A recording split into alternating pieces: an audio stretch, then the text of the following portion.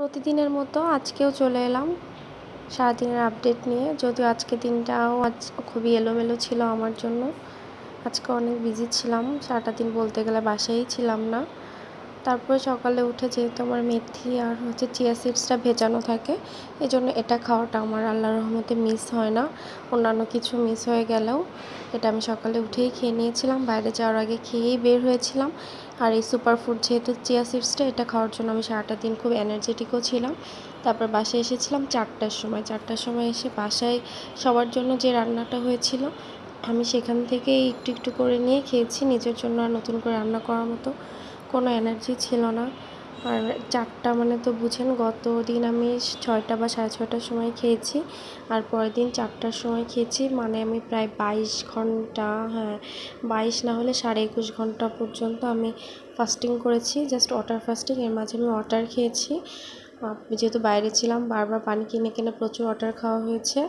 আর খেয়েছিলাম চিয়া সিডসটা, মেথি পানি, এগুলাই।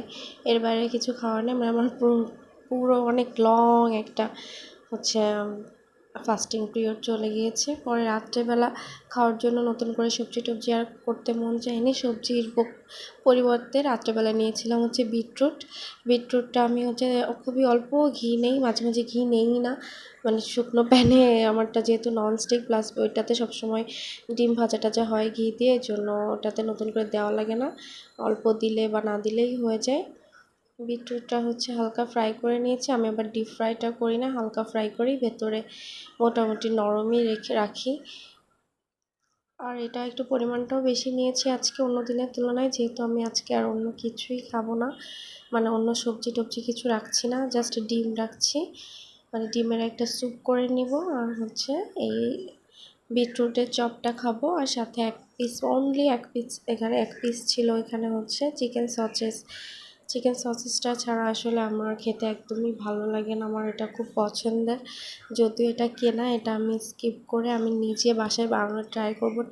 অনেক দিন ধরে চিন্তা করতেছি, আমার বাসায় 3-4টা মুরগির ব্রেস্ট পিসও আছে, মানে কিনে আমি ফ্রিজিং করে রেখে দিয়েছি, যে আমি চিকেন সসেস বানাবো ডেইলি চিন্তা করে, কিন্তু আমি আসলে টাইম করে পারছি না।